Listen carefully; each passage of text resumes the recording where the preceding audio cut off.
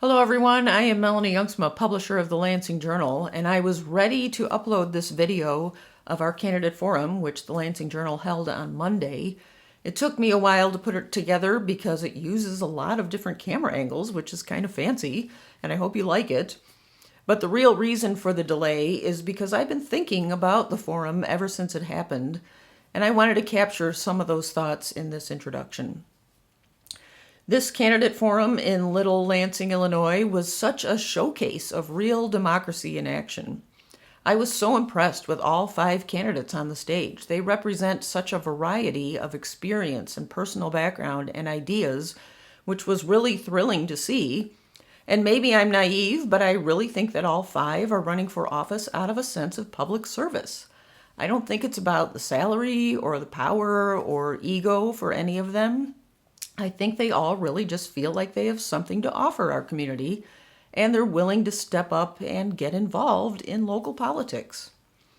I think that sense of public service is perhaps increasingly rare here in Thornton Township and perhaps the whole Southland of Chicago, so it was really refreshing to see 5 public servants on our forum stage. I was also impressed with the turnout for this forum. We had about 150 people there in person at the library. They listened intently throughout the forum, which was about 90 minutes long, and many stayed afterward to meet the candidates personally and ask a few follow-up questions. Another 500 or so people viewed the library's Facebook Live of the event, and that's encouraging too. I don't know how many views this YouTube video will get, but we at the Lansing Journal want it to be available for people to refer to throughout the election season this year. Even if you don't live here in Lansing, Illinois, I hope you watch this candidate forum and just see what you can learn from these 5 candidates. Wherever you live, I think they can serve as an example of what you should be able to expect from your candidates and your elected officials. You have the right to expect more. And who knows, maybe some of you out there will be inspired by these 5 ordinary people in small-town Lansing who decided to give local politics a try, even in some cases with no prior experience. That is what democracy is all about, ordinary people seeing a need and deciding to do something. After all, that is what it will take if we all want better choices every election day.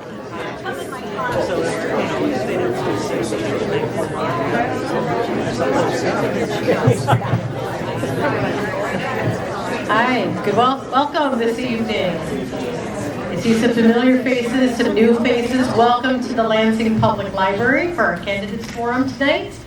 I'd like to thank you all for being here. Might be a little noisy because we've got a Pete the Cat party downstairs for the kids.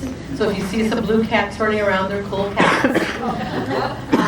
Again, so I'd like to thank you for participating in our candidates forum.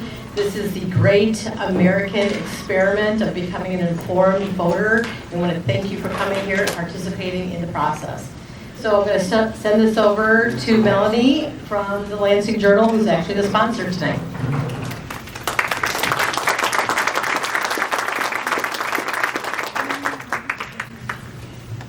Hello everyone, good evening. I am Melanie Jongsma, publisher of the Lansing Journal, and managing editor Carole Sharwarko and I will be moderating tonight's candidate forum.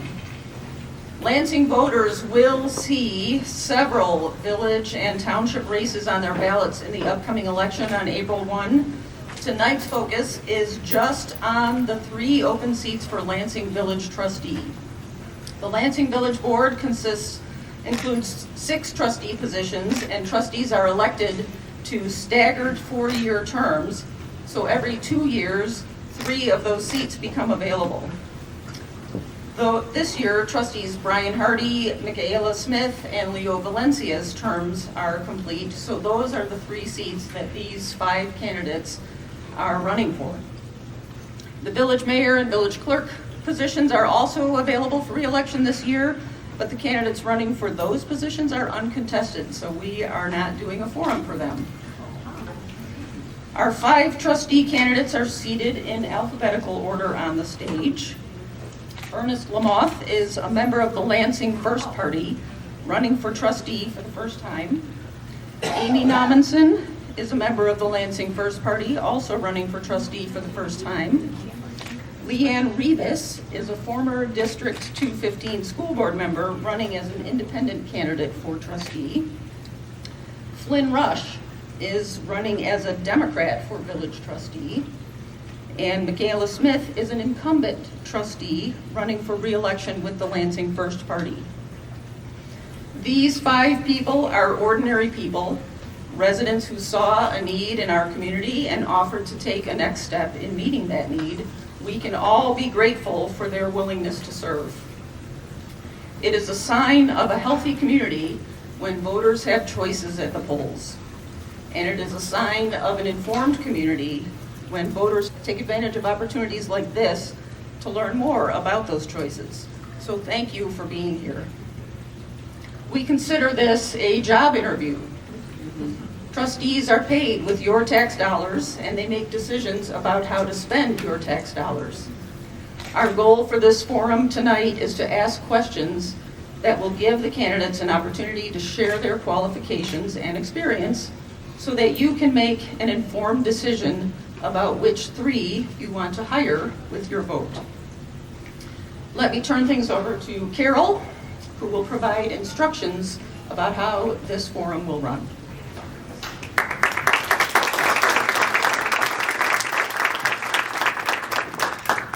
Good evening, everyone.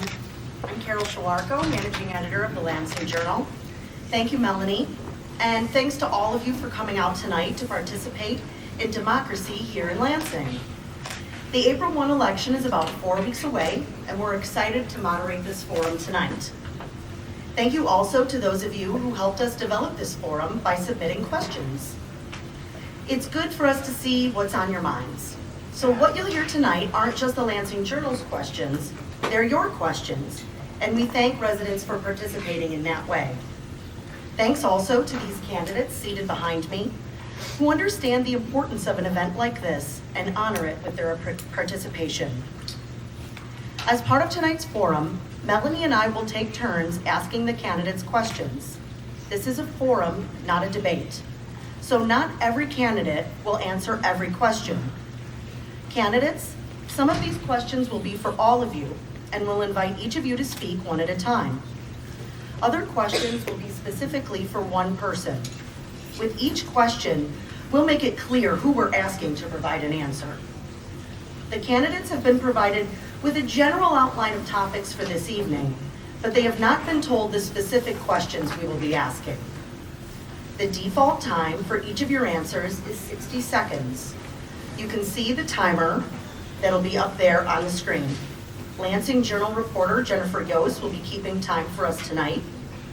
When you see the timer hit 0 or you hear the chime, please complete your answer. We may also ask a few follow-up questions that may be a different time length. We'll be clear about that as well. Now, let's start the forum.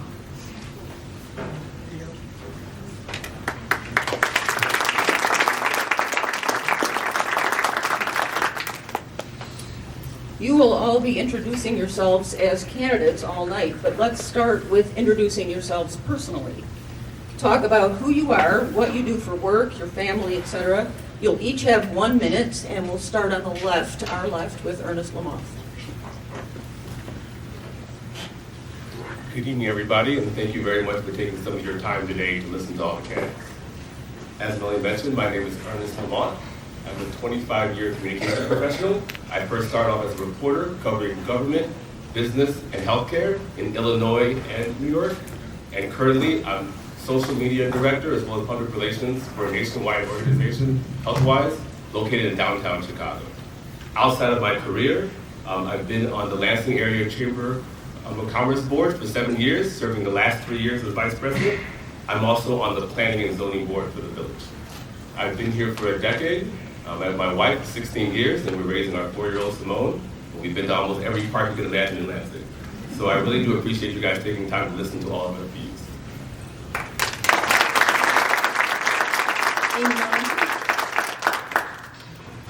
Good evening. Thank you, everybody, for coming.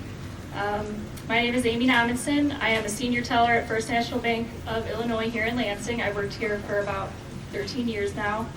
I've been with my husband for 20 years. We've been married 11, and he works for Public Works. I'm a third-generation Lansing resident. My grandfather was a police officer here in Lansing. My dad was raised here and still lives here and was a member of the Copper Muggers for about 20 years. We have a 9-year-old daughter, Haley. She goes to school here in District 158, and she plays softball for Lansing Girls Softball. My roots are here, my life is here, and I think that's important for this position. Thank you.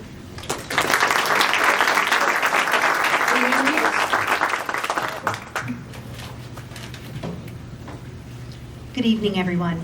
Thank you to everyone at the Lansing Journal and the Lansing Library for organizing this forum. And most importantly, thank you to the voters for attending. My name's LeeAnn Revis. In 2009, I stood before you and asked you to vote for me as a District 215 school board member. You elected me to that position in 2009, and in 2013, and again in 2017. After serving 12 years on the board, I opted to not run for a 4th term. I felt it was time to let others serve and focus on my career and personal life instead. My work on the school board inspired me to complete a master's degree in public policy from DePaul University. I really did believe that my public service was complete at that point, but over the course of the past year, we witnessed some interesting, to say the least, events taking place in the south suburbs, and that is what inspired me to return to public service. I've lived in Lansing for 25 years, I've been a homeowner for 20, I've raised 4 of my children in Lansing, and I look forward to answering your questions this evening. Thank you.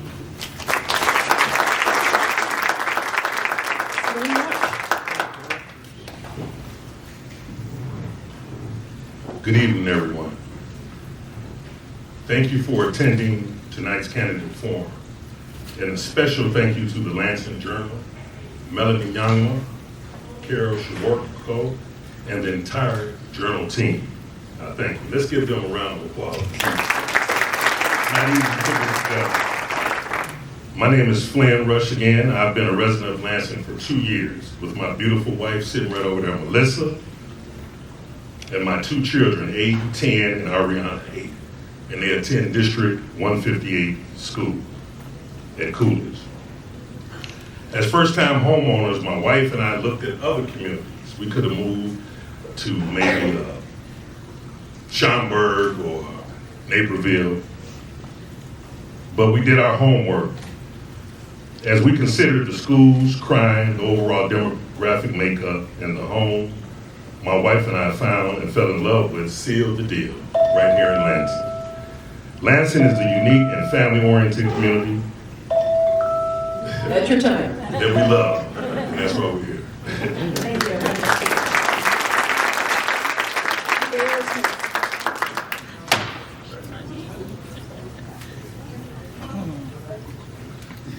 Good evening, Village of Lansing. Thank you, Lansing Journal. I am your Village Trustee currently. I'm Micaela Smith. I am a 23-year resident of the Village of Lansing. My experience is 15 plus years in public service and government. I have served in both municipal, state, also in township levels, working with multiple elected officials. I've had the pleasure of serving as one of the commissioners for the HRC, Human Relations Commission, as well as a Atlanta Park District Park Commissioner. And I'm looking forward to continue to serve here in Lansing. I don't want to move from Lansing. I love Lansing, of course, we all do. But a little bit about what I do in my personal life. I am a government and independent consultant. I do work on a lot of campaigns, I do political work, and I also own my own nonprofit known as Lost, Let's Overcome Struggle Together. Thank you.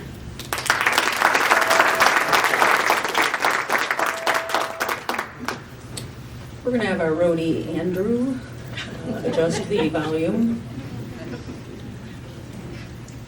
Thank you, Andrew. Thanks, Andrew. And thank you, candidates, for that introduction. We have a variety of options represented on the stage tonight. Ernst Lamothe, Amy Nommensen, and Micaela Smith, you are part of the Lansing First Party. Flynn Rush, you are a Democrat. And LeeAnn Revis, you are running as an independent. So let's explore that a little bit. We'll start with the Lansing First Party, Ernst Lamothe. As a first-time candidate, go ahead. Why did you decide to join the party, and can you tell us a bit about what they stand for? Yes, when I was talking to Trustee Harvey and Trustee Parrish, and they asked if I would join the party, I was talking to my wife, and it really became a no-brainer because I've known them so well. I like to say people that if you don't know Maureen or Brian and you've never met them, I'm not sure you live in Lansing, to be perfectly honest. And so our values align in general, and we were just sitting in Brian's house one day talking about different issues, and we realized that together we'd have been, as a party, 170 plus years living in Lansing. And we know a lot of things are important to us, including public safety. Because if you don't have, I love the fact that our police department is fully staffed, our fire department is almost fully staffed, and our public works as well. Because if you don't have a community that's safe, you have people who are going to be leaving that community, and you don't have businesses that are coming in. So I really think it's important to have public safety that's very strong in the community, as well as having public safety interact with our residents so that we can be stronger together. So I wanted to be part of this platform, and I trust the people who are part of this Lansing First Party, and that's some of the reasons why I decided to join. Thank you. Micaela Smith, next question is for you. Oh, same question? No. Different one, related. The Lansing First Party is new party this election cycle. As an incumbent trustee, does joining this party represent a shift for you? The answer is simply no. I will expound on that. The leaders of that party, Brady Parrish, Trustee Parrish, and Hardy, I think he's here. They currently serve with me on the board. We don't have anything that's different from what we're already focusing on. We're expounding on it, and growth is what we're looking forward to with the Lansing First Party. It's not a new direction, it's a new couple of new faces, that's it. We have the same vision, the same goals to continue the great progress we've already seen in Lansing now.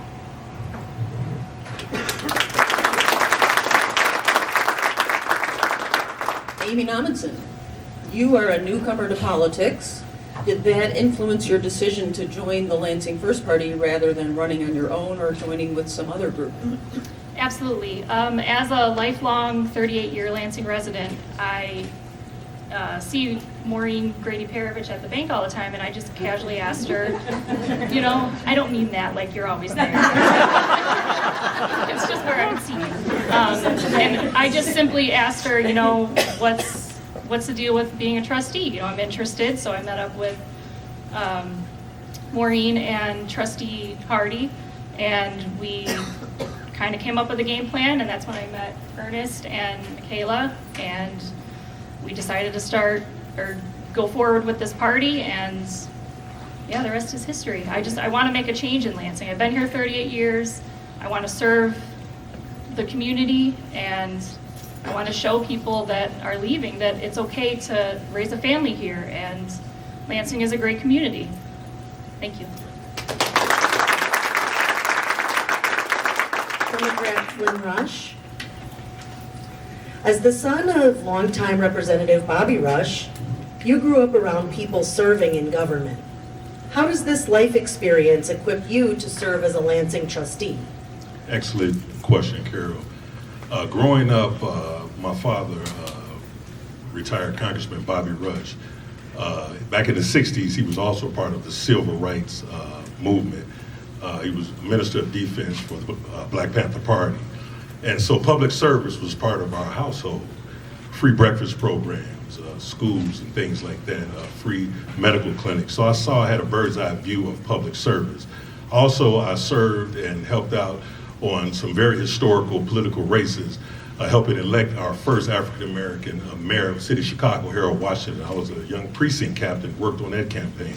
Barack Obama, first African-American US president from Chicago, who was actually my neighbor when I lived in Hyde Park prior to moving to Lansing. So I was able to work and do all these and get all of this, gain all this experience. And also in government, I've got a lot of skin in the game being a veteran government employee, and also ran for state rep in 2018, placing second out of 7 candidates. Thank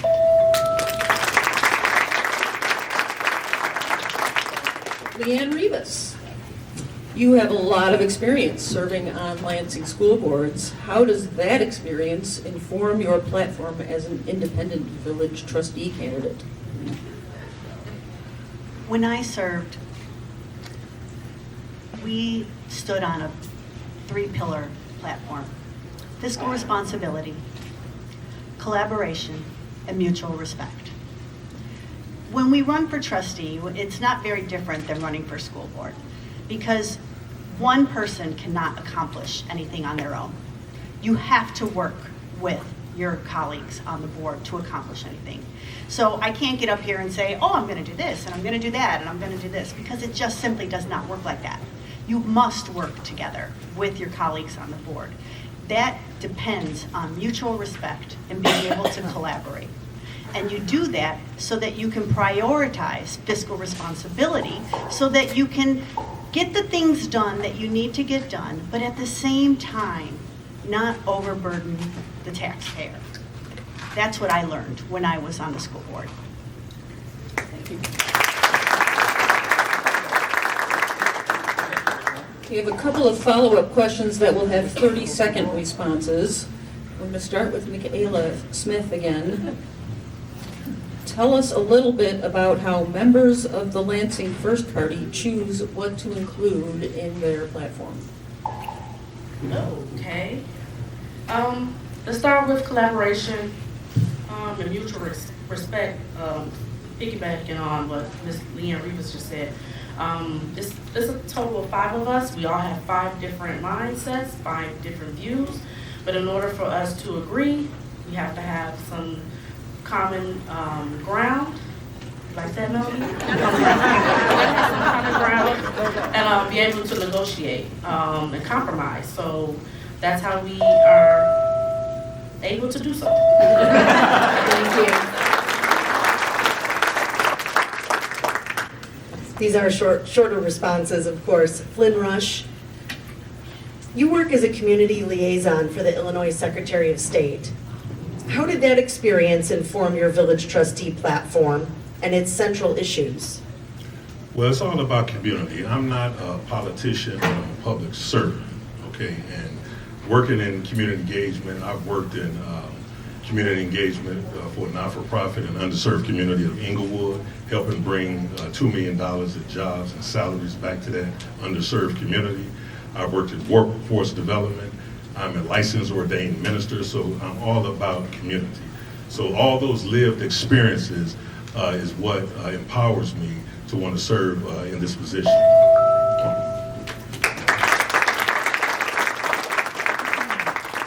And LeeAnn Revis, as an independent without a party, do you think you have to work harder to show voters what you stand for? Sure. Absolutely. I don't have a large team, so I'm out there knocking on doors. I see a couple familiar faces of doors that I've knocked on already. I am out there knocking on doors, talking to voters, telling them about my candidacy. So yeah, I do have to work harder to get my message out. Thank you. Thank you all. We're going to move on to the role of trustee. And we'll start with, hold on a moment. We've got a variety of experience here. Micaela Smith, you've been a Lansing trustee since 2021, and you served on the Llano Park District Board before that. LeeAnn Revis, as we've been mentioning, you served on the Board of Education for Thornton Fractional for 12 years. The others of you are newer to running for elected office in Lansing. This question is for all of you, and you all will be answering the same question. We'll go in order, but we will start with Micaela this time. And we'll head in the other direction. Given your variety of experience and learning, what is your understanding of the role of trustee in the Village of Lansing? What is the job that we are hiring you to do? 30 seconds or 6. Okay, there we go. 60. Simply put, the role of the trustee is to be your voice, to vote on ordinances and adopt resolutions that impact or affect us in positive ways. In addition to that, the role of the trustee is to be checks and balances, to vote on budget, making sure that the budget needs are met and that we have a balanced budget. And making sure that our expenditures match and they are being spent fiscally. Thank you.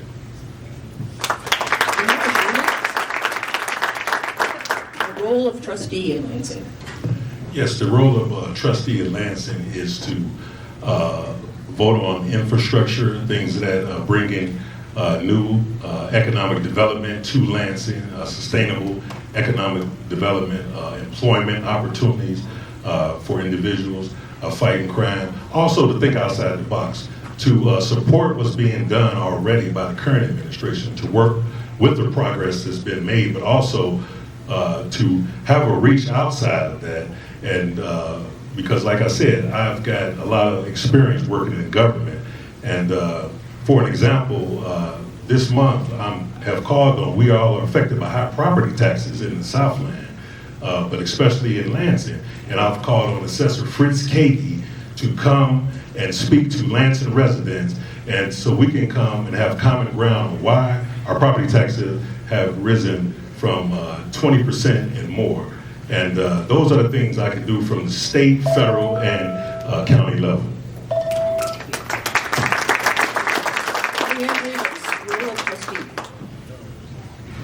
The role of the trustee is to balance the needs of providing the community, our village, with the public goods and services that you need to have a high quality of life, but at the same time, doing it in a fiscally responsible way. There's always going to be tension because we would love to go pave every new street, every road right now, but we can't, we have to be responsible. And so it's by balancing that fine line of how do we meet the needs by providing goods and services, public goods and services to our residents, but at the same time, make sure that we're doing it in a fiscally responsible way. That, to me, is the job of the trustee. And then also to be listening to the community to make sure we're hearing what it is that they need from us, because those public goods and service needs can evolve and change over time. Lastly, to make sure that we're maximizing every chance we have to increase revenue streams other than property taxes. Role of trustee. For me, the role of trustee is to just be the residents' trusted advisor, I guess. I want them to feel comfortable if they see me at Aldi or at the bank or at Fox Point to come to me if they have concerns or to just talk. You know, I want to listen to them, I want to help them, and yeah, I want them to know that they can trust me. I mean, it's in the name trustee. It's there for a reason.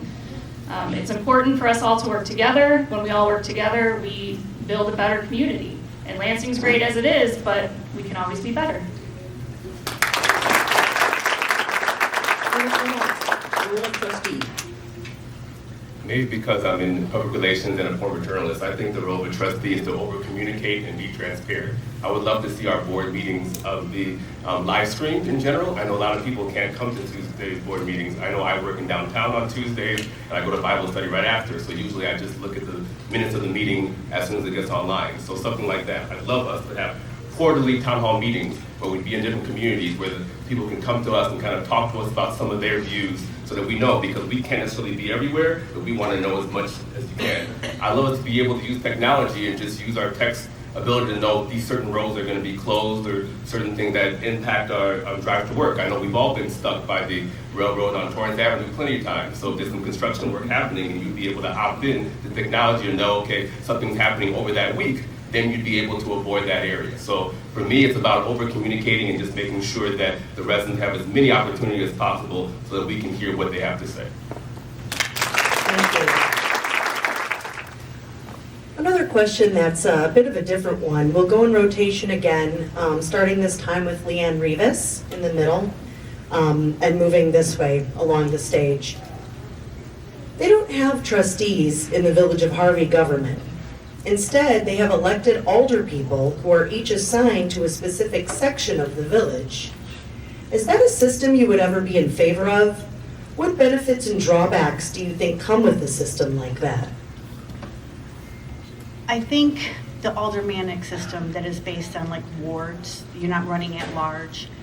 What unfortunately, what it can do, it has the potential to deprive the Village of Lansing from high quality candidates, because you can have two or three, well, look at, Brian Hardy and I live down the street from each other, okay? We do, we both live on Roy Street. And if we were running against each other, odds are one of us wouldn't be allowed to run. We'd have to have a primary or something to see who would run. And let's just say we're both good public servants. The Village of Lansing would be deprived of that simply because of where we live. As a result, I don't think that in our village, that's really the best way to go. Thank you. Nommensen, what are your thoughts on this idea?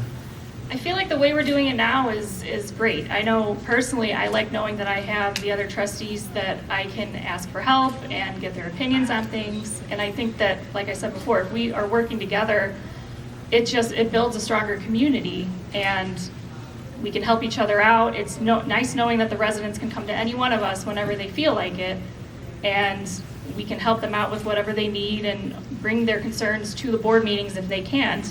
Whereas if we're assigned to a certain area, we're kind of missing out on Lansing as a whole.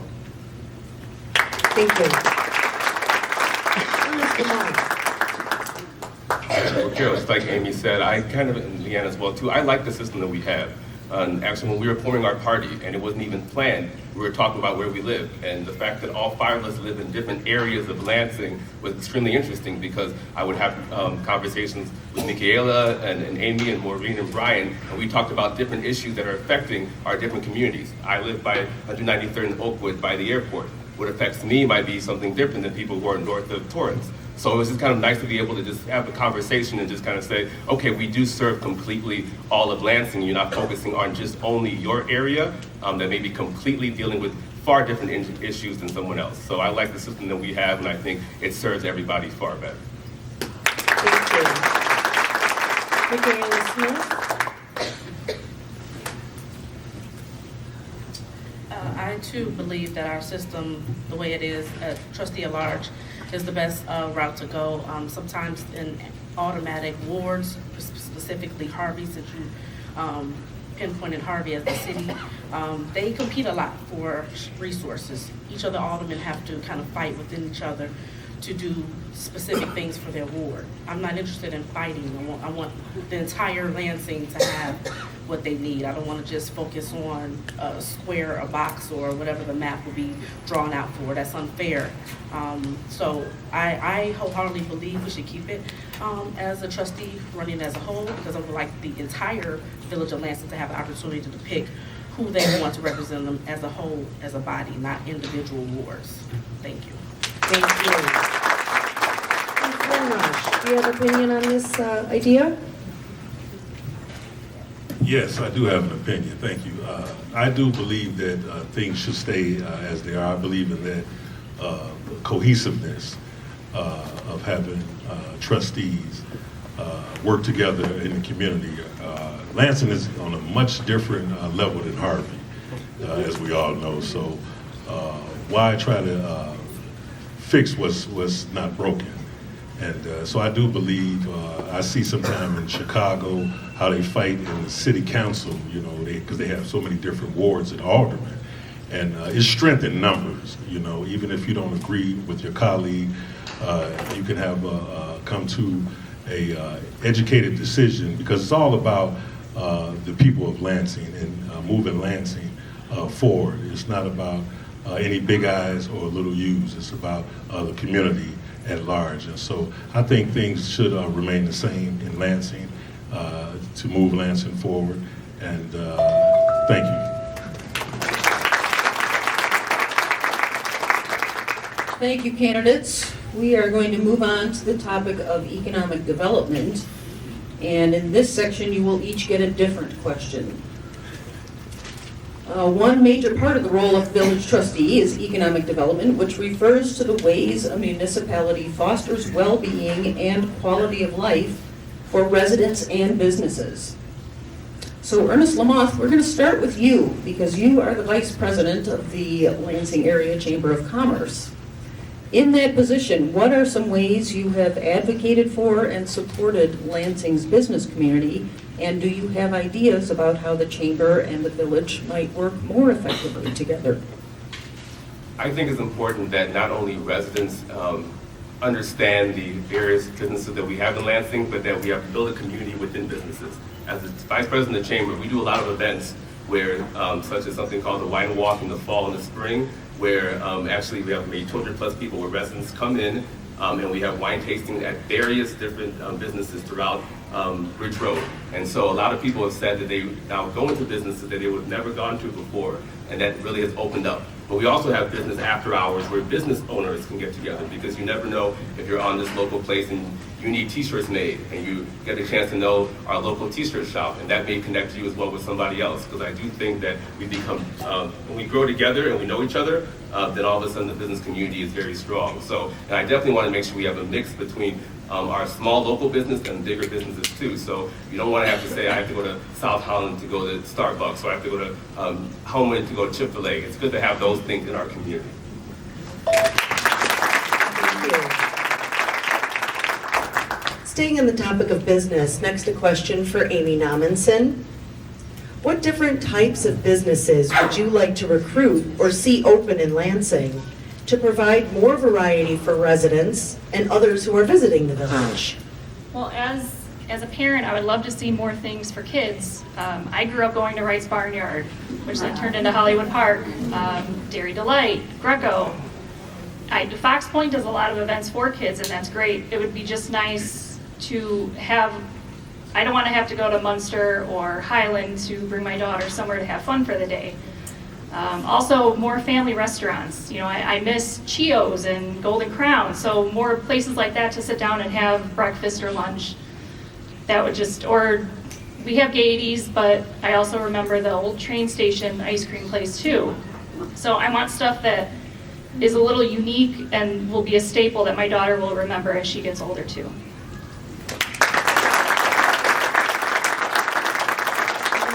Over to Micaela Smith. You are currently serving as the Village's Economic Development Committee liaison.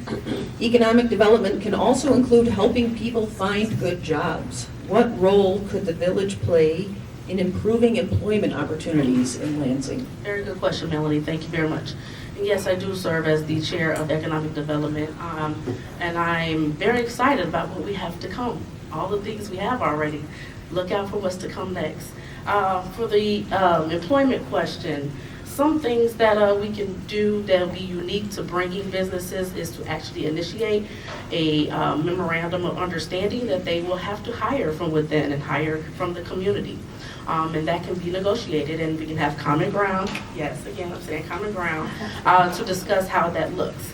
I know for one business that's sitting over to the right, my right side, JJ Kelly's, she hires residents from Lansing, so we would love to see more of our businesses do the same.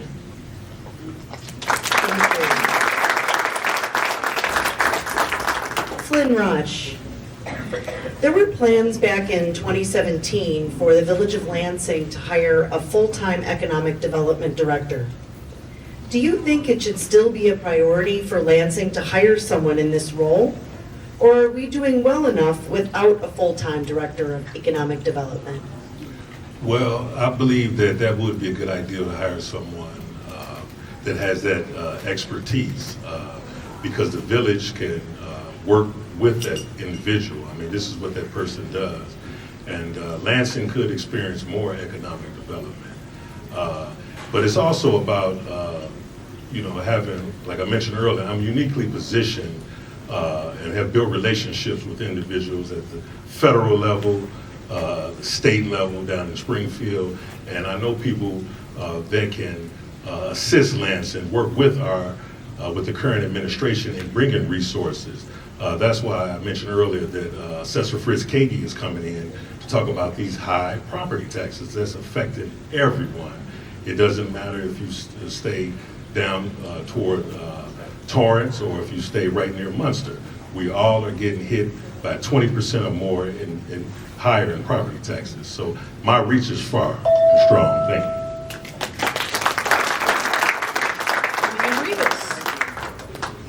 There are a number of vacant storefronts in high visibility areas in Lansing that seem to have a negative visual and economic impact on our community. What kind of ideas should Lansing consider for those properties? That's a good one. Because Came from a leader. I think one of the things we can look at is are there any state grants or anything available that we can maybe perhaps tap into to help improve the facades? I know in the past, I'll be honest, I don't remember the details, but I remember us helping and like Gus Bach. They did a facade improvement. There were a couple other businesses on Ridge Road that did some facade improvements that helped the appearances of the Ridge Road Business District. I think we have to be really intentional about who we're trying to market those spaces to, so that they can be successful. We struggle with retail sales on Ridge Road because of our proximity to Indiana. So we have to be in the sales tax issues. So we have to be very intentional about who we're trying to attract into those spaces so they can be long-lasting and successful.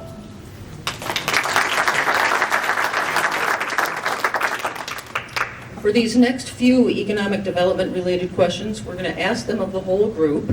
And if you'd like to respond, just raise your hand and we'll call on you and give you 60 seconds to give an answer. First, villages often use tax incentives as a way to attract new businesses. Are there concerns around relying on things like Class 8 and TIF districts for economic development? What other options do villages have? Ernest, brave man. And we've had TIF meetings where we've brought the community together to kind of find more information about it. And it's difficult, obviously, because you need a mix of various things. In general, TIF districts do help a community as well. I think the most thing that we need to do as just overall community is that we need to make sure that we have attractive ways to bring businesses to Lansing. Like I said, I'm a big supporter of the small mom and pop because I don't want to get rid of those. I'm a big fan of the larger communities as well, the larger businesses too. And I think one of the things that we can do that sometimes we don't think about is, like I said, we need to just do what we can to make everything in Lansing better, the infrastructure. Because businesses are going to come in there if the streets and the sidewalks are taken care of. Our public safety here, we have a low crime area. That's going to bring businesses as well too. So those are the kind of things I think you can do outside the business area to attract more businesses and maybe have sometimes a little less TIF areas. But those are the kind of things that I think are going to bring more businesses to it if we take care of our business as a village board in those respects. Thank you.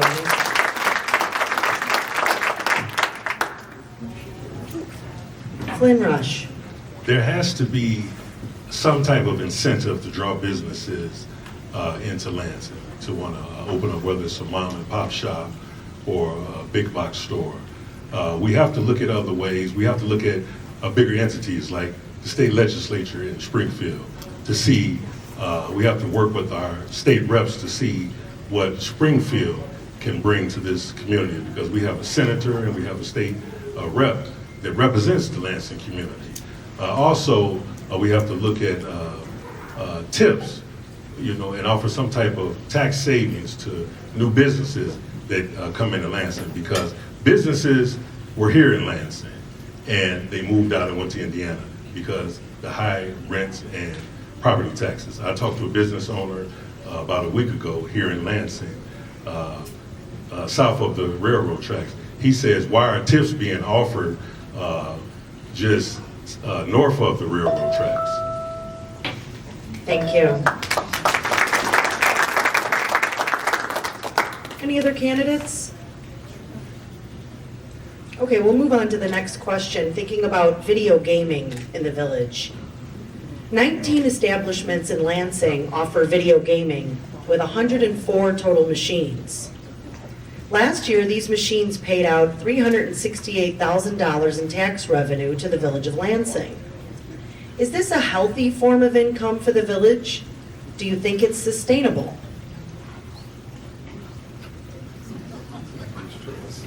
LeeAnn Revis. Nobody likes that.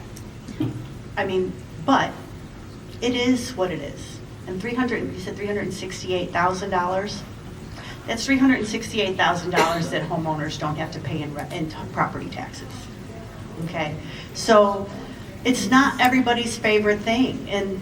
But this is also, people have free will, and they have free will to do what they want with their money. And if they enjoy gaming, they enjoy gaming. And so if we can use that $368,000 to improve the quality of life in Lansing for homeowners and help to keep expenses down, I have to say it. Like I said, I have to accept it. It's not my favorite thing, but who am I to inflict my perspective on other people? Thank you for your answer. Any other answers regarding this video gaming question? Micaela Smith. Yes, video gaming is definitely optional. That's exactly what it is, and a lot of people don't like it. But it is a revenue driver, and we talk about property taxes a lot. We talk about high increases in food. We talk about high increases in gas. Everything is increasing. If there is a way, as we talked about earlier, of finding more revenue that doesn't impact the residents' pockets, why not? So I would say yes, because it's a revenue driver.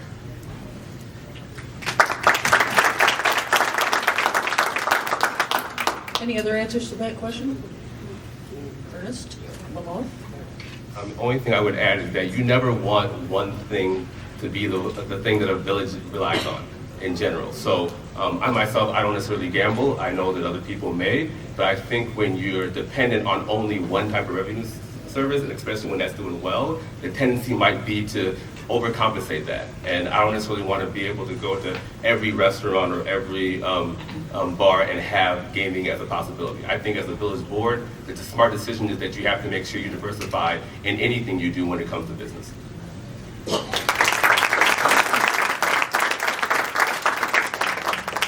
Any others on video gaming? Flynn Rush. Basically, to each his own. But I feel that, the more businesses, the less taxes that homeowners would have to pay. But we have to also think about what message that sends to our kids and our wear. And so, but it's something that can be looked at short term. As Ernest mentioned, we can't just focus on that being the ultimate stream of revenue for this village. We have to look at other creative, viable ways that we can lower taxes and bring revenues to this great village of Lansing. And that's going to take creativity. It's going to take thinking outside the box.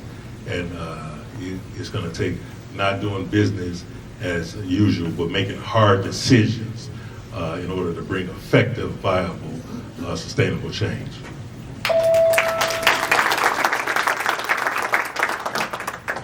Anyone else, or should we move on? All right, one more question. How could the Lansing Municipal Airport and/or the historic Ford Hangar become true economic development drivers for Lansing?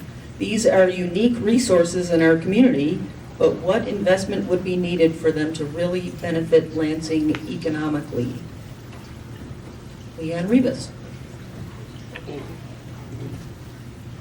As we continue to ask our state legislators to fund our programs, infrastructure programs, we ask Senator Sims, we ask Rep. Evans, we ask them, how much money can we get for the airport? How much money can we get for Ford Hangar?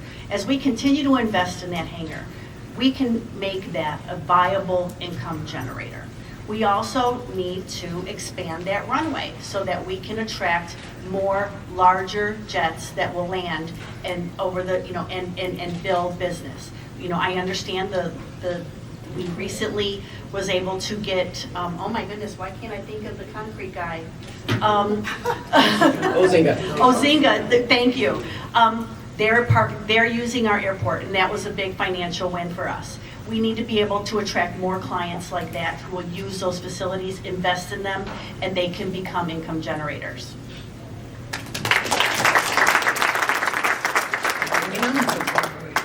Speaking in terms of just the Ford Hangar as a landmark, I know it was just given a $500,000 grant to revitalize it, and I feel like having more weddings, more events. Like my daughter and I went to the fetching market when it was there, and it'd be great if we could make that a regular thing, because I thought that brought in a lot of people, and I think just using that as kind of an event venue would be great.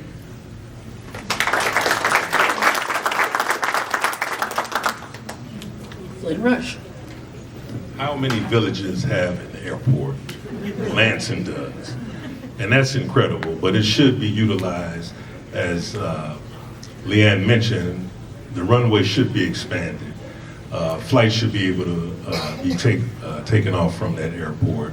And I did some research on the airport, known as Gas Island, and there's tours that are at that airport and things like that. But it's basically a gem within this village that's just sitting there, somewhat dormant, and we need to capitalize on how that can be more revenue streams for this village.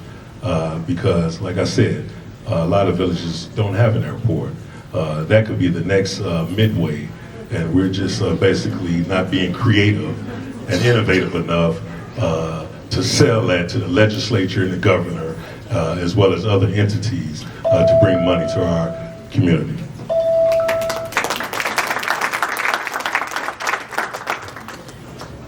Micaela Smith. As the Chair of Economic Development and Airport, I would like to say the runway is being expanded.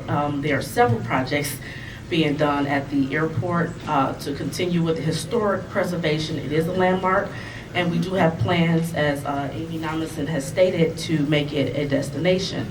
Not just a wedding destination or a wedding venue, but to have it as a tourist destination. The issues that we have with the airport, to piggyback on reaching out to our state legislators, that's not the issue. We have reached out to our state legislators, and we are working with them. We have received several grants, $500,000 to be exact, for one. That's just for one. So the airport has lots of plans in the making. It is not just sitting destined. It is going to flourish and make Lansing a lot of money. Thank you.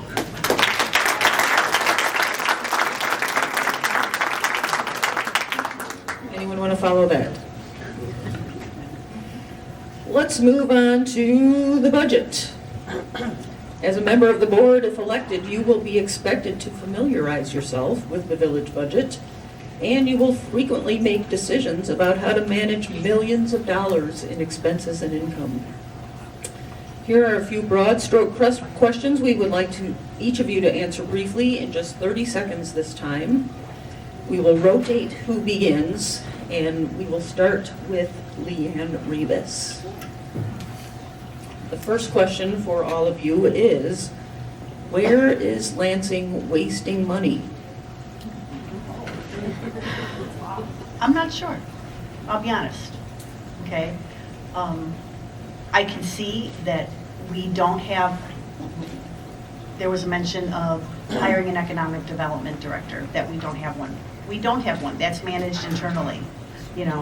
I would have to look further and deeper to see where we're wasting money, if we're wasting money, because we're sitting on a pretty sound financial situation right now from the leadership from this current administration, okay?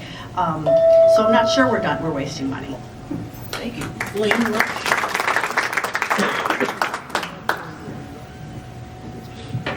Once I'm elected, making sure that the current administration is being fiscally responsible. That's the answer I don't have right now, because I attend some board meetings, but I have not seen the budget overall. But just making sure that we are putting the tax dollars and monies where they belong for infrastructure, things like that. and government, other entities. Thank you. Micaela Smith, where is Lansing wasting money? The Village of Lansing is not currently wasting money, and how I know this is because we have a surplus. Now, that's not to say that there is no room for improvement. We can find ways that we don't have to spend as much. However, we have a surplus, which many of the towns that surrounding us and touching us do not have. So we're doing very good with our spending. Thank you. Where is Lansing wasting money? No, I think the current administration's done a fantastic job. Not only Micaela's mentioning that we have a surplus, we recently got an A3 Moody rating. And for anyone needs to know, that's basically giving the community an A- when it comes to spending money. So I think our current board does a good job to make sure that we're not overspending. And I like the fact that they said they made sure to be fully staffed with the police and fire department, which means we didn't have to pay overtime and time and a half. So I think the current administration has always been looking forward to that, and that's the reason why, as Micaela said, we're in a very good position as a South Suburb community.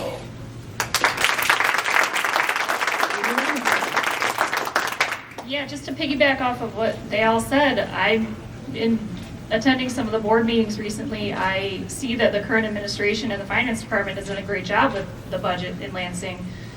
We aren't like some of our neighbors, thankfully.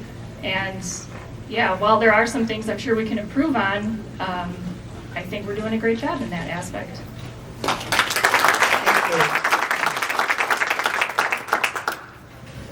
Another question about the budget. Again, your answers in just 30 seconds. Talked about a surplus in the village, so where could Lansing be spending more money? And we'll start this time with Flynn Rush.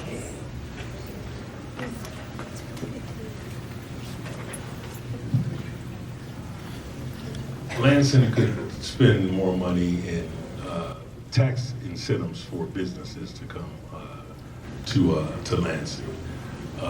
Also, more programs for youth, more job creation and job development for residents that are looking for work.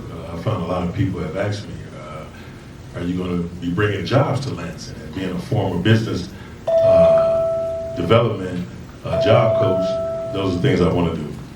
Thank you. Micaela Smith, where can Lansing be spending more money? You said 30 seconds only. We can spend more money on our infrastructure. We have an aging infrastructure with our sewer and water. Infrastructure will be one of the areas that I would say could be utilizing more money, in addition to some constituent services and some programs that we haven't seen for constituents. We have a facade program, but I would love to see like a sidewalk program or roof and porch program for our residents. So looking at areas to give back to our residents as well.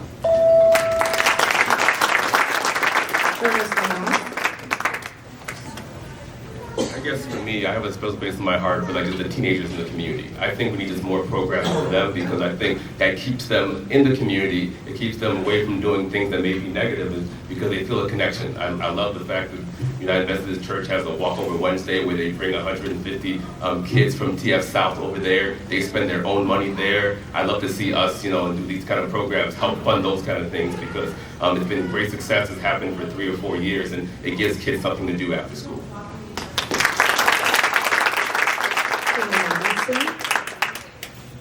I think just getting more upgrades to some of the parks, that would be, I'm sure Ernst would agree with that. The surrounding towns have some really great parks. I mean, we do have great ones. Lanham Park was redone recently and it's great. But I think some of the other ones could use a little bit of work too. And LeeAnn Revis. In the spirit of collaboration, I want to take a nod to what Micaela said, what Ernst said. I wholeheartedly agree we need to invest in infrastructure, and I love the idea of community reinvestment at the micro level for homeowners. But I've got something that's a little less fun, and that would be funding our police and fire pensions. that's something we need to do. We are currently underfunded in those police and fire pensions, so we do need to get caught up on that. Fortunate, from what I understand, we're going to be retiring some bonds and we'll have a little more money to spend.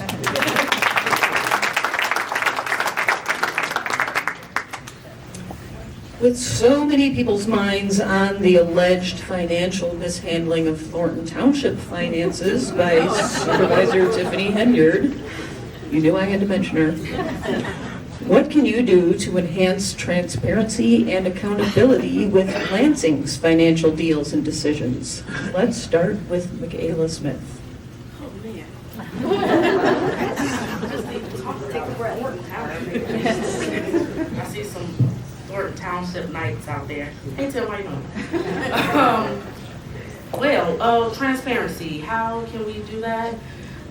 There's this new thing that some towns do. It's called participatory budget, which allows our residents, you guys that sit in the audience, to be a part of our budget, where things should be moved, how much should go there, how much should be spent. I think allowing you guys to have full front row seat to that is giving you full transparency with the budget.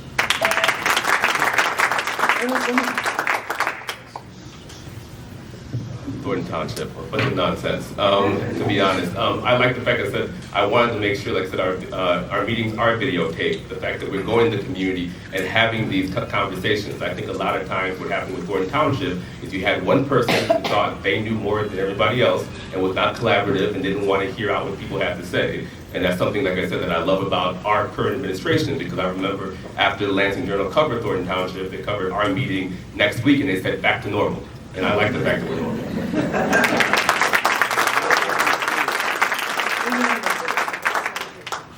Yeah, I think just live streaming the board meetings and residents just showing up at the board meetings, you'll be able to see where a lot of the money is going to. It's spelled out right there. And then you can see that we're not hiding anything. And I don't think Lansing has ever given people a reason to think that we are hiding anything, and we should just continue that.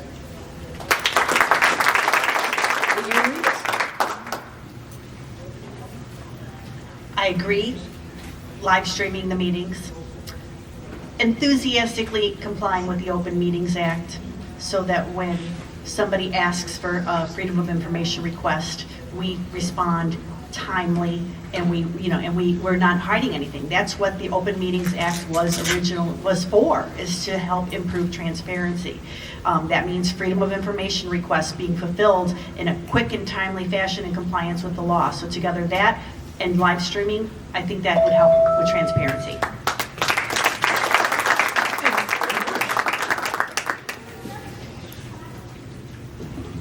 Being inclusive with the community, being accountable to the community, and being transparent bridges all those gaps.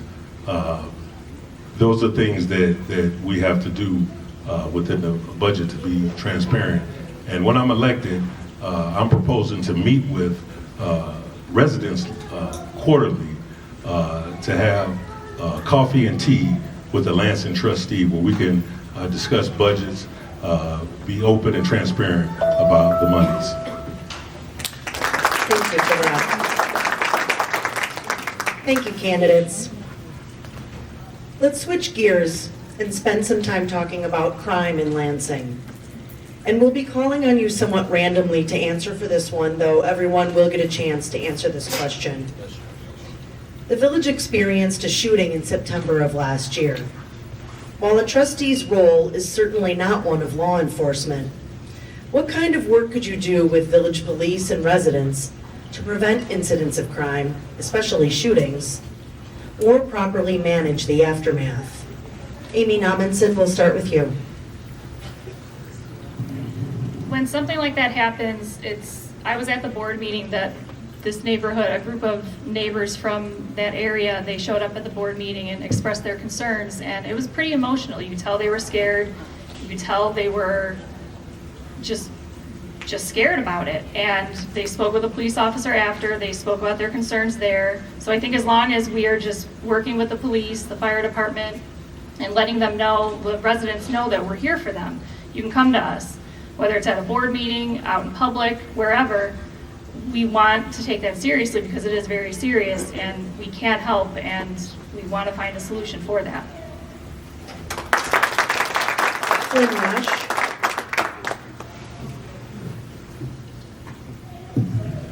I lost a brother in 1999 to gun violence in Chicago, so that's real dear to me, crime.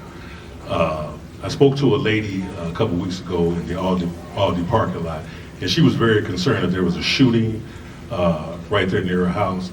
And one of her concerns also was that you hear about the events that happen, the shootings, but there's never a follow-up. Is there safe to go down that street? Is there safe to walk down that block?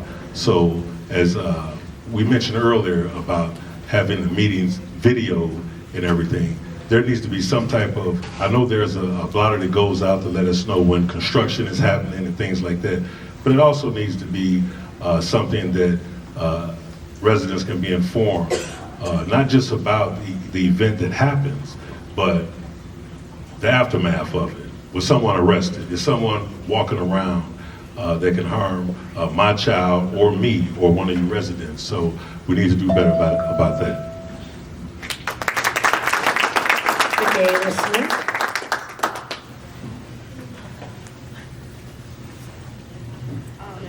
In that type of situation, what I would suggest, I mean, the village handled that impeccably.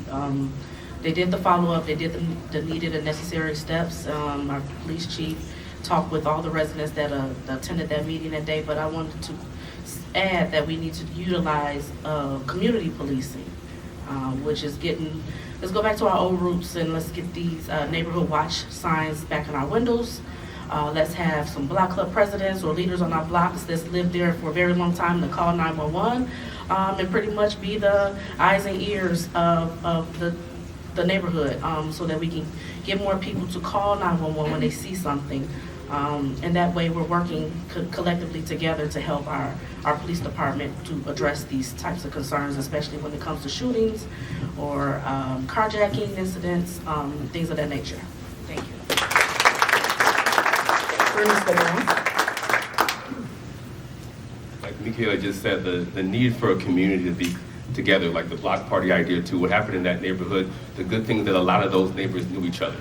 And so because they knew each other a little bit, they were able to not only, make sure that they called the police and had everything handled very quickly, but they were also able to console each other. Because when something happens in your neighborhood, it doesn't have to happen just to your house or a house next door. It can even happen a block away, and you feel like it happened to you in general. And that can be scary in general. That's why you have like the app, like Nextdoor app, where everyone's trying to just tell you the most information that's happening, because people don't want to be surprised when it comes. Like I said, I have a 4-year-old daughter, and we picked Lansing and we picked the area that we picked because we wanted to make sure that she was safe. I want to go back to where you could walk down the street, where she could bike. I'm obviously with her, but she could bike around and walk around, and you're not worried about, oh, well, I'm sorry, after a certain amount of time, we have to come back inside. And so returning, like I said, to the block party and just the community being as a whole and watching each other would be very helpful. LeeAnn Revis. So relatively recently, we stopped using residency when it comes to hiring our police force. And as a result, we are now fully staffed, okay, which is really a great thing. Both fire and police are fully staffed. But there's a trade-off with that.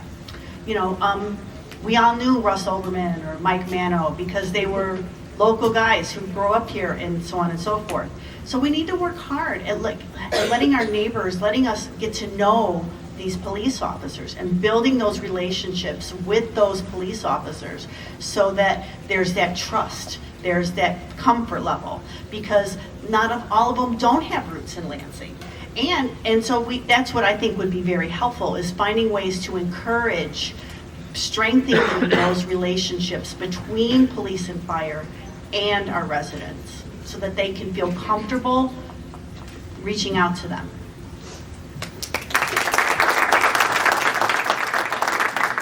Thank you all.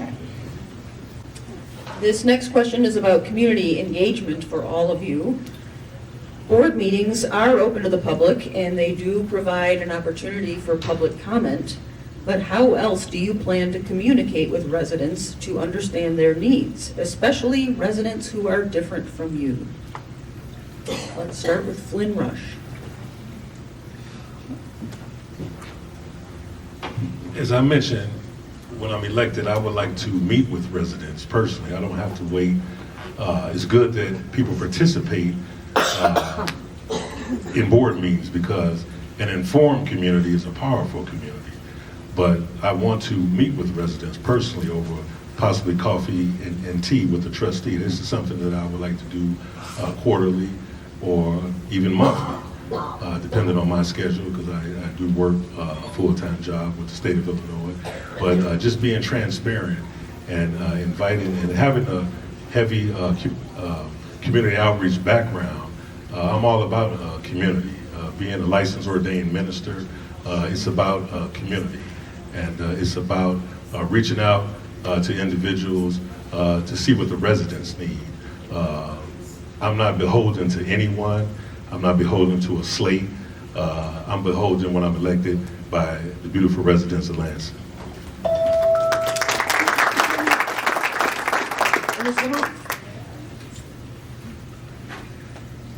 Well, I think we all need to focus less on people who look like us and think like us. I think that's the problem.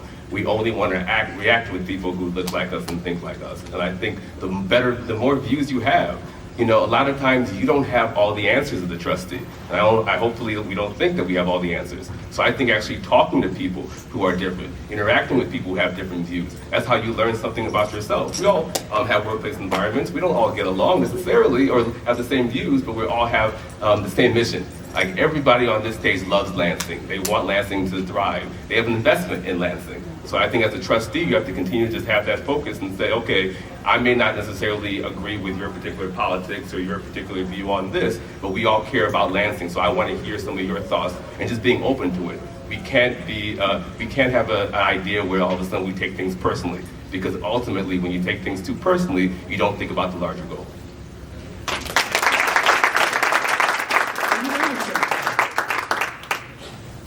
If elected, I just hope that the residents feel comfortable enough to approach me if they see me at Fox Point or anywhere else out in public. I'll also have, my email that if they email me a concern or a question, I will get back to them as soon as I can, hopefully with a resolution. And if it's something that I don't know, I will research it and I will get that answer for them, whether they like the response or not. I just want to be available to them and make sure that they know that they are heard and that they matter. LeeAnn Revis, communicating with residents. I see my son out in the audience, and one of the things that used to drive them crazy when they were children is that I would talk to anyone in the grocery store, anywhere. Like I never met a stranger, and it would just drive them nuts. I love talking to people. I really, really do. And those of you who know me know I do. And so I feel no compunction about approaching people, asking them, talking to them, getting their feedback. And it doesn't matter who, what, where. And so I would be visible not only at, village events, but at school sporting events, at all around the village. And trust me, if you want to talk to me, come talk to me. That's where I'm at. Thanks. Micaela Smith, communicating with residents. The best form of communication is face-to-face talking. However, I do understand that a lot of people in Lansing just do not have the time due to work and family, that they are not able to come to our board meetings to do public comment. So I would like to, if elected, or once elected again, re-elected, to do a constituent night. And that way, you don't have to wait until our board meeting. You can come to a standard constituent night to voice any concerns, have any questions you want. Feel free to just come up to us and meet with any of the trustees, the clerk, or the mayor.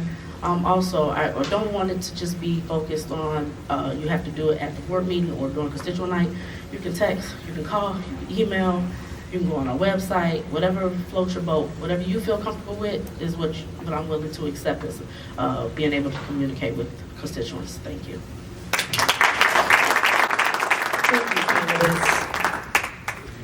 These next few questions are for anyone who would like to answer. Just raise your hand and you can provide a 30-second response. How can our community help clean up Lansing with more than just an annual spring cleanup event?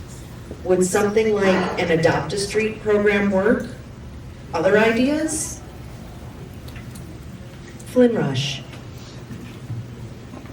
There has to be enforced ordinances. I had a lady call me that was complaining about her neighbor never puts their garbage in the garbage can out front, and it's all over, it blows into her yard. So just really enforcing ordinances, making sure grass is cut, things like that, making sure people maintain their pets, their dogs, from running in other people's yards and things that. LeeAnn Revis, cleaning up Lansing. Who was happy as a clam on July 3rd when there weren't fireworks going off all night long because of all of those signs, okay? Who remembers being a child and having your parent say, don't you dare throw a thing out the window of the car because you could get a ticket, okay? I had the fear of God in me from that. How about we do the same thing with littering? Pass an ordinance and post signs everywhere that there will be a ticket, a costly one, for littering from your car. Micaela Smith. In the past, I'm not reflecting on some history from Trustee Hardy there. Lark used to actually have a program where they went out into Lansing and cleaned up. I would like to initiate that again and also utilize our youth center. We have youth that we can somehow work into a program, whether they get some school credit or a stipend of some sort, that we can have them also walk around our neighborhoods and help clean it up as well.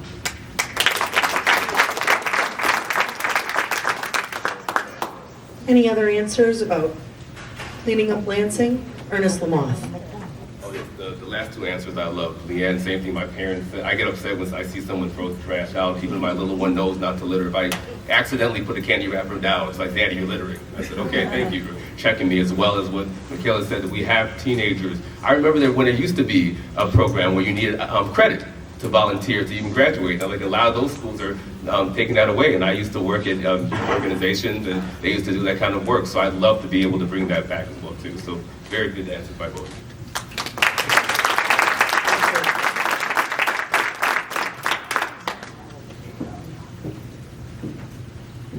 This question, too, is open to anyone. What advice would you give to residents who want to affect positive change in our community with either general issues or something specific? Micaela is out of her seat. Run into the microphone real closely. Listen up, everyone. Please participate. This is outstanding. This turnout right now, this is what our board meetings should look like. And they haven't been. And for whatever your reason is, but we need more participation.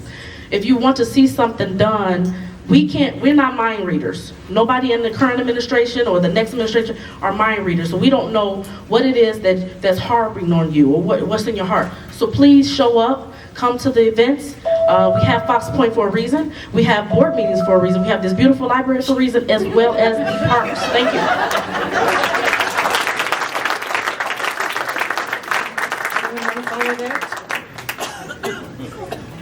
Flynn Rush.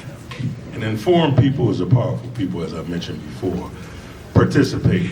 JFK said, ask not what your country can do for you, but what you can do for your country. Okay? People need, as Micaela said, the board meetings are scarce with residents. So get involved, speak up, speak out, speak volumes. No one's a mind reader, just get involved. We have to take responsibility for our community.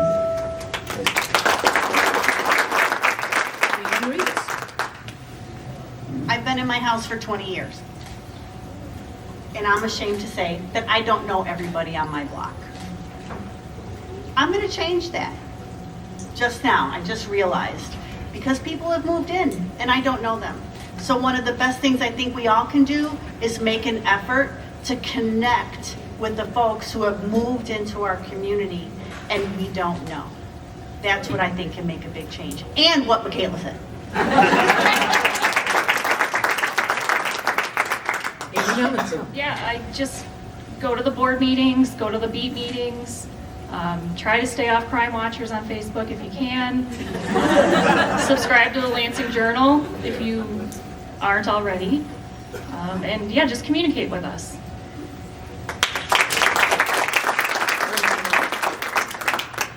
We have to have more people join local organizations. I think a lot of times we have a lot of our elderly population that's holding up these organizations. Like you talk about Lions Club, the Lark, and you look at the population, and you look at the population versus what the population is with Lansing. So I think we need to get younger people in general. I don't consider myself young, I'm 46, but I still younger people, 46, even 30s in general, to get involved in these organizations that really need it, that are really lacking the number of volunteers that they need.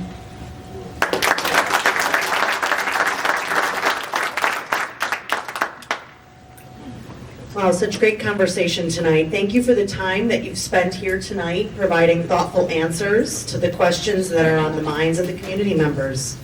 It's now time for closing statements, and we'll call on you in random order. You'll each have 1 minute and 30 seconds. The time is yours to use for whatever you want to say and whatever you want your statement to be, but we encourage you to keep this question in mind as you form your answer. Why would Lansing be better if you were elected or re-elected a trustee? Amy Nommensen, we'll start with you. 1 minute, 30 seconds. As I said earlier, I am a lifelong Lansing resident, and while it's not fun to admit your age, I've lived here 38 years. I was born here, I was raised here, I live here, I work here, and like I said before, now I want to serve here. I want to make a difference, and I want that chance. I want people to trust me, and I want to be able to prove to you that I can help make a difference here and continue the improvements that the current board is making. And yeah, I would love to be your next trustee. LeeAnn Revis, you're next. You have a tremendous responsibility as voters in this upcoming election. We all know that voter turnout is very low for the consolidated election on April 1st. And because the top of the ballot is uncontested, that will also have a chilling effect on it. So your vote really does matter, more so than more so than the general. And so I thank you for coming out, but I urge you to vote and to make sure that you get your friends and your families to go vote too. Why will Lansing be better with me as a trustee? I think I bring a unique perspective. I come from a integrated family. I have lived here for 25 years and I've raised my children here. I bring my policy experience with my graduate degree, so I look at things and I work hard at looking and identifying root causes and coming up with alternative solutions that maybe other people didn't see. And I'm huge on collaborating. I would love to be able to collaborate with intergovernmentally, with the library board, with the park board, to see what we can do if we can work together to move and come up with innovative ways to do more with what we have. Instead of raising the budget and spending more money, how can we work together to do more to provide solid public goods and services to the Village of Lansing? Next we'll hear from Flynn Rush. Thank you. I'm uniquely positioned, having experience working in community development, bringing $2 million to an employment program in underserved community. Being a graduate of the Congressional Black Caucus, the inaugural political institute where I was selected to attend and learn policy. Working on numerous campaigns, I know public policy. Also, working at the Cook County Assessor's Office, helping homeowners that were just being overtaxed, help them get back and save millions of dollars in property tax exemptions, which many people never filed for. 1 in 3 homes never filed for property tax exemptions. So I'm uniquely positioned and have built many relationships, like I said, at the federal level, having a father who was a US congressman for 30 years, the only person to beat Barack Obama when he was a state senator, working behind the scenes, having relationships with people at the county level, MWRD, and at the state level. I ran for state rep in 2018. I came in second place out of 7 candidates. It was a tough race. And so those are the things I want to bring, those lived experiences and professional experience to bring change to Lansing. Thank you. Micaela Smith. All the people before me, I love your beautiful faces, by the way, voted for me. You had a vote of trust for me. You wanted something new, young, fresh, and different. I want to say to you guys, I'm still here in the fight. 4 years ago, I'm just a little older, but the passion and heart is still there. This is not a job for me. This is a calling of service. I am a public service by trade. That's all I know to do, is to be a public servant. I'm looking for, we sit up here and we talk about change all the time. Lansing doesn't need a change. Lansing, we want to continue to grow Lansing. I like to use the word grow and thrive. There's still lots of work ahead of us, and as you can see on our team, we have different ideas here. We're all young, all come from different backgrounds, and we want to merge those together so that we can push Lansing forward. I would love for Linwood people and Calumet City people and the rest of those residents to come up to me constantly and say, how are you guys doing it? We want to keep that going. There's a secret sauce, and strategy includes a variety of different things. I'm not here because I want to be. It's a need. It's in my heart. It's passion. It's something that I eat, sleep, and breathe. So I look forward to serving you guys once again for another 4 years. And thank you again for coming.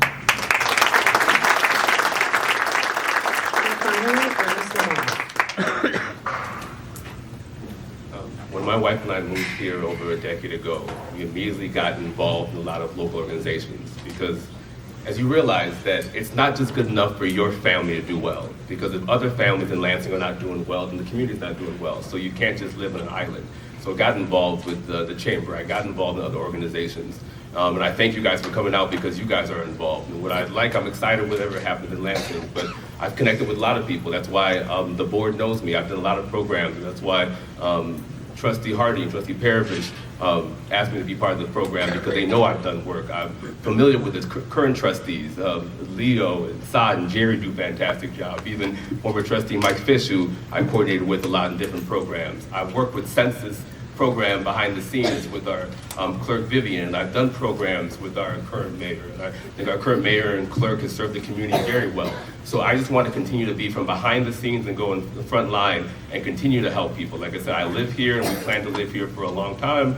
My 4-year-old is the only grandchild of both sides, so my parents are not letting me move at all. So I'm going to be here. I'm going to be here to take care of Lansing and really care about you guys. Thank you so much for showing up and listening to all of you.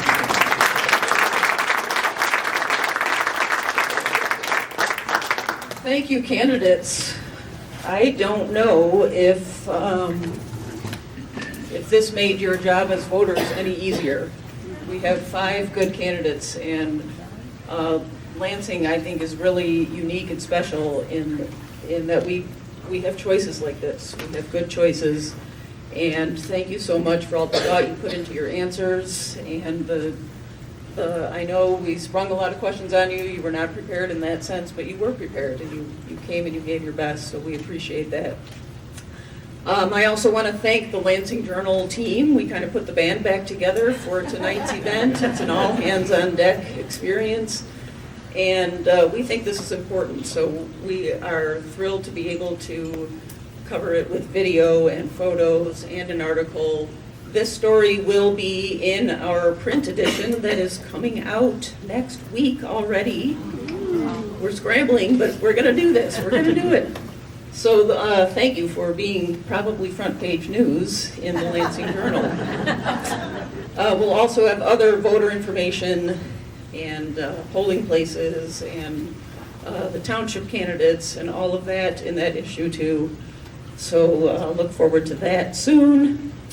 You are welcome to stick around and talk with the candidates afterward, after we dismiss. The library does close at 8, and they would prefer for us to be gone before then. But you do have some time to mingle and mix and ask questions. Thank you again for coming out and participating.